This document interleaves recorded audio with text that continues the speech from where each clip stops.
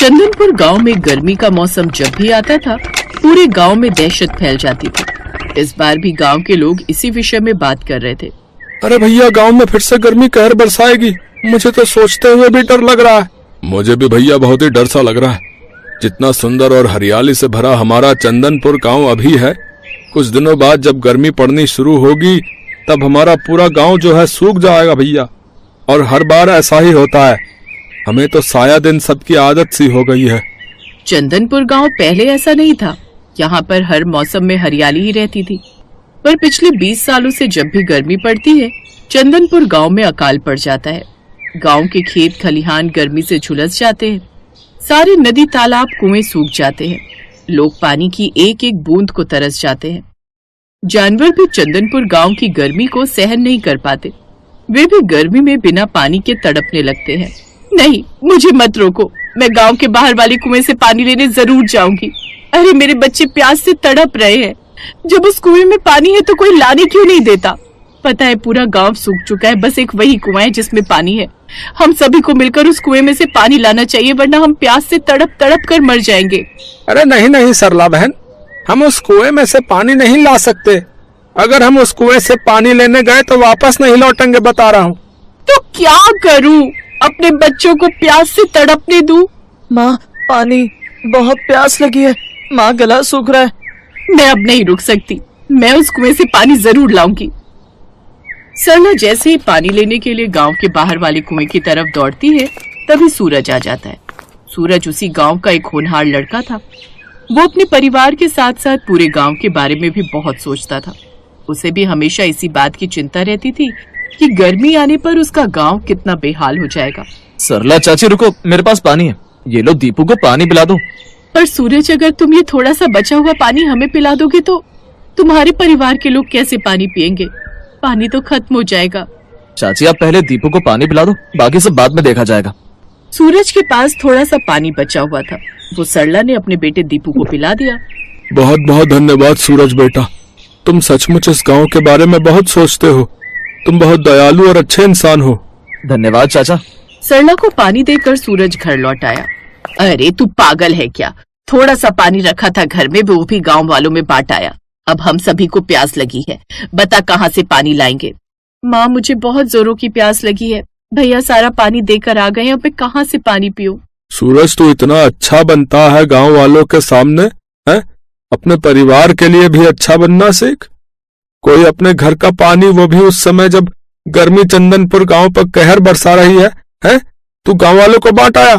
चिंता मत करो, मैं जा रहा हूँ इस गांव को श्राप से मुक्त करवाने का कोई उपाय ढूंढने। पागल हो गया है क्या? आज तक कोई भी इस गांव को श्राप मुक्त नहीं कर पाया, तो तू कैसे उपाय ढूंढ कर लाएगा? ढूंढने की कोशिश करने में क्या जाता मैं। और हाँ, मैंने सारा पानी गांव वालों को नहीं दिया था। थोड़ा पानी मटके में अभी भी रसोई में रखा है। कुछ दिन वही पानी पीकर गुजारा कर लेना। मैं जल्दी लौटूंगा माँ। बापू, मैं जानता हूं आप मेरे से नाराज हो, पर इस गांव के लोग भी तो अपने इस नजरिए से सोचो और मुझे आशीर्वाद दो कि मैं इस गांव को श्राप मुक्त करने का उपाय लेकर ही लौटूं। सूरज के माता पिता दोनों उसे आशीर्वाद देते हैं और फिर सूरज गांव को श्राप मुक्त करने का उपाय ढूंढने के लिए निकल पड़ता है। चलते चलते सूरज एक गांव में पहुंचता है। सूरज देखता है कि गांव में बहुत भीड़ लगी हुई है। लोग शोर मचा रहे हैं। सूरज इसका कारण पूछता है। भैया, ये कैसा शोर है? अरे नए आए हो क्या गांव में? अरे एक राक्षसी को जिंदा जला रहे हैं ताकि इस गांव को उस राक्षसी के साए से बचाया जा सके। राक्षसी? सूरज आगे बढ़कर भीड़ के पास जाता है। जमींदार साहब, हम पर दया कीजिए। चंपा हमारी इकलौती औलाद है, इसे छोड़ दीजिए। हम इसे लेकर कहीं और चले जाएंगे। नहीं, हम इसे जिंदा छोड़कर अपने लिए मुसीबत खड़ी नहीं कर सकते। तुम्हारी बेटी 2 सिर वाली एक राक्षसी है।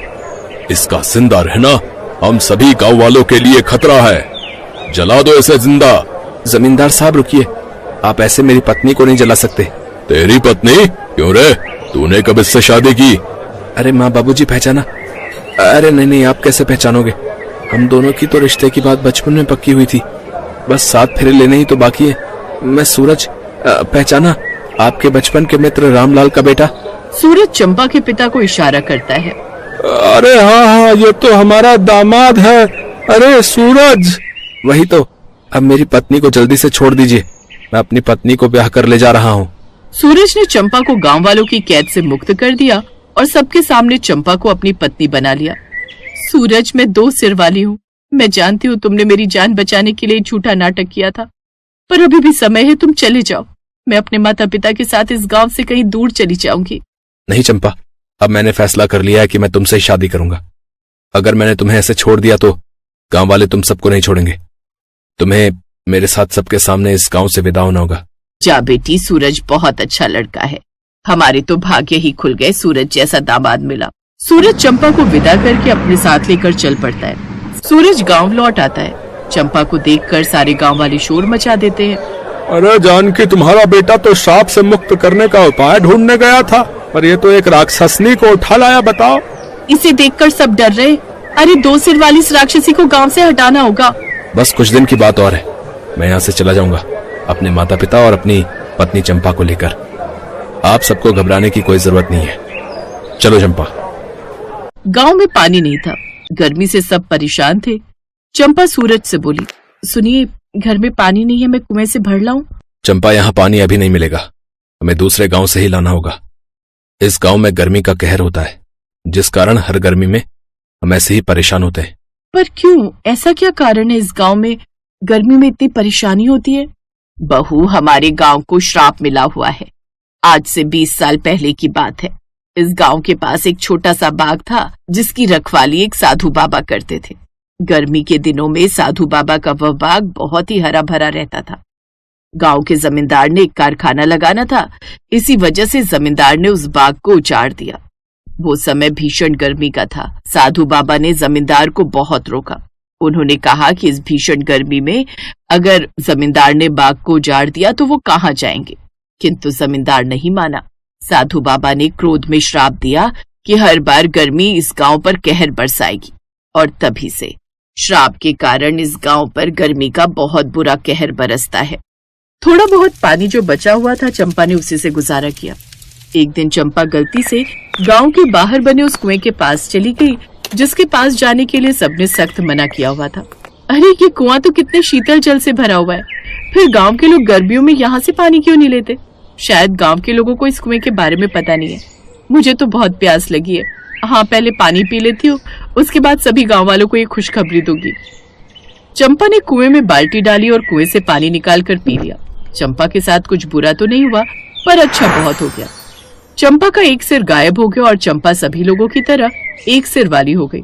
तभी सूरज और उसके परिवार वाले उसे ढूंढते हुए आ जाते हैं। चंपा का एक सिर देखकर सब हैरान थे। अचानक उन्हें साधु बाबा की आत्मा उस कुएं में से प्रकट होती है। तब तक बाकी गांव वाले भी वहां इकट्ठे हो चुके थे। गांव वालों ने मेरा बाग उजाड़ दिया था, उसके बाद मैंने इस कुएं में जल समाधि ले ली। इस कारण ये कुआं कभी नहीं सूखा। सूरज, तुम बहुत दयालु हो और नेक दिल इंसान भी। तुमने चंपा से विवाह करके इंसानियत दिखाई है। चंपा को सब राक्षसी कहते थे, इसका अपमान करते थे, किंतु तुमने इससे विवाह करके इसकी जान बचाई। तुम्हारी उदारता देखकर मैंने तुम्हारी पत्नी को ठीक कर दिया और इस गांव को भी मैं श्राप मुक्त कर रहा हूं। अब से इस गांव में कभी भी गर्मी कहर नहीं बर पाएगी। इस गांव में हमेशा ही हरियाली रहेगी। सदा प्रसन्न रहो। सबकी खुशी का ठिकाना नहीं था। साधु बाबा के आशीर्वाद से भीषण गर्मी समाप्त हो गई और फिर से चंदनपुर गांव हरा भरा हो गया।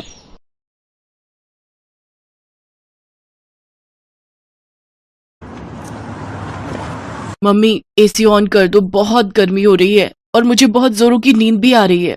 ओए, अभी तो तू एसी खोलने के लिए बोल रही है। कल को जब दादी के पास गांव जाएंगे तो वहाँ कोई एसी नहीं मिलने वाला। मम्मी, क्या मयंक सच कह रहा है? दादी माँ के घर पर एसी नहीं चलेगा? ये सब बातें वहाँ जाकर पता चलेंगी। अब चुपचाप सो जाओ, कल सुबह हमें जल्दी निकलना है। प्रिया बेटा, गांव में इतनी फ्रेश एयर होती है कि तुम्हें एसी की जरूरत ही नहीं पड़ेगी। तुम दोनों वहां जाकर देखना कितना एंजॉय करोगे। वो तो पहुँच कर देखते हैं। ये अटैची बंद करो। पूरे 3 महीने कैसे रुकेंगे, वो भी मई जून की गर्मी। और माँ जी को भी ननद जी की सगाई का फंक्शन गर्मियों में ही रखना था। सुहाना, मधु के ससुराल वाले शादी सर्दियों में मांग रहे हैं, इसलिए माँ ने सगाई का फंक्शन रखा है। ताकि बात पक्की हो जाए।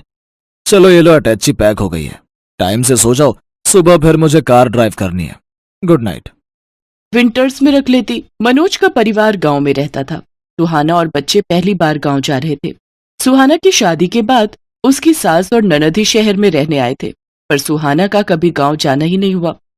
मनोज की शादी शहर में ही हुई थी।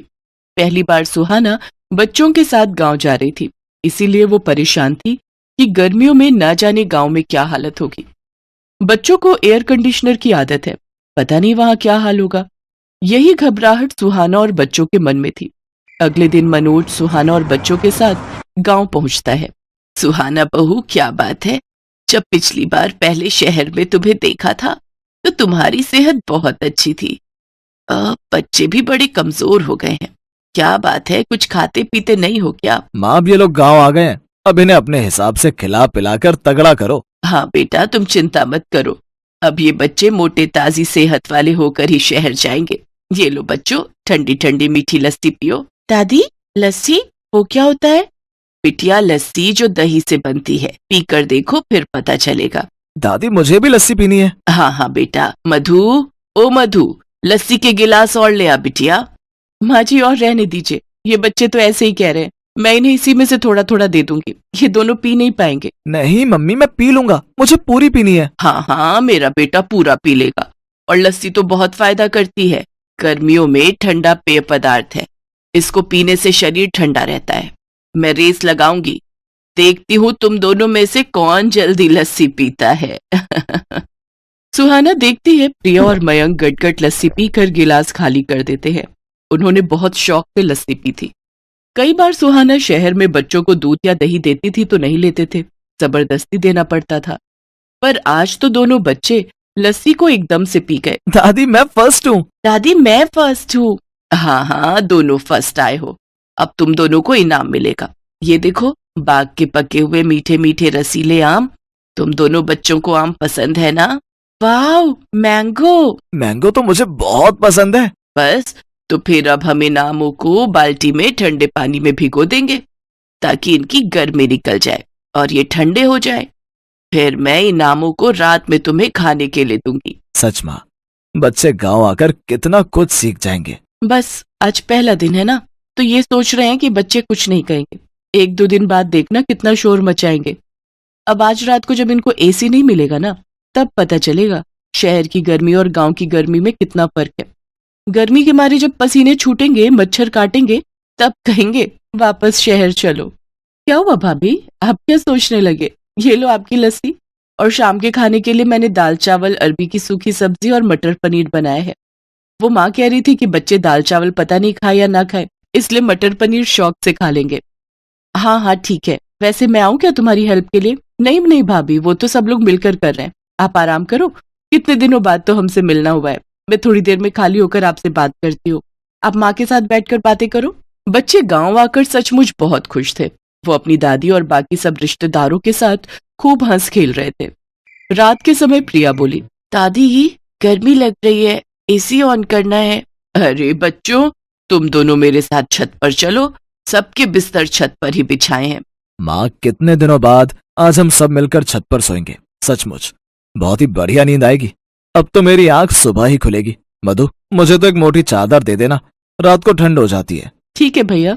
मनोज, कितनी बार तुम्हें कहा था कि गांव आने से पहले एक एसी गांव में भिजवा दो ताकि यहाँ फिटिंग हो जाती, तो हम कमरे में आराम से सो सकते थे। सुहाना, हम लोग शहर में रहते हैं और मधु कुछ टाइम बाद अपने घर चली जाएगी।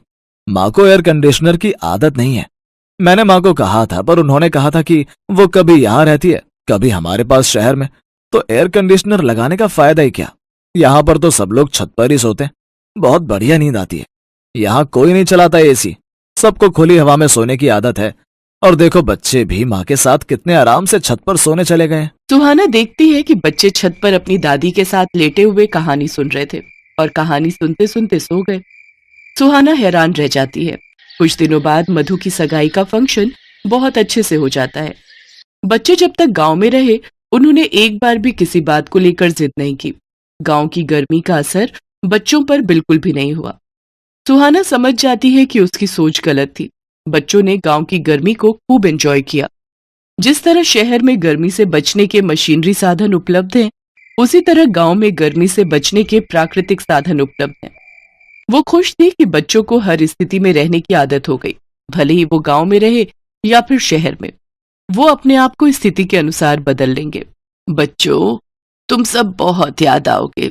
अब तो तुम्हारे साथ रहने की आदत हो गई है। माँ, तो फिर आप और मधु शहर आ जाना, बच्चों को भी अच्छा लगेगा। हाँ बेटा, आऊंगी। थोड़ी गर्मी कम हो जाए फिर मैं जरूर आऊंगी। बच्चे कहाँ गए? रुको मैं देखती हूँ। सुहाना देखती है प्रिया और मयंक तो हैंडपंप के पास खड़े हुए ठंडे ठंडे पानी से मुंह धो रहे हैं और खुशी से उछल कूद कर नाच रहे हैं, मानो वो गर्मी के मौसम के साथ खुशी खुशी खेल रहे हो। ये लो बच्चों, और मुंह। सुहाना की आंखें खुशी से भर आती हैं और वो सबसे विदा लेकर आंखों में ढेर सारे सपने बटोरकर बच्चों और मनोज के साथ वापस शहर लौट आती है। पर शहर आने के बाद भी बच्चे गांव की बातें करते नहीं थक रहे थे। ये देख सुहाना और मनोज की खुशी का ठिकाना नहीं था। Best buddies. Hello friends, thanks for watching this video. अगर आपको ये वीडियो पसंद आया है तो प्लीज लाइक, सब्सक्राइब, कमेंट्स करें इस वीडियो पर, और हाँ, शेयर करना भी ना भूलें। और भी मजेदार वीडियो देखने के लिए नीचे दिए गए बेल आइकॉन को दबाएं। देखते रहिए बेस्ट बडीज।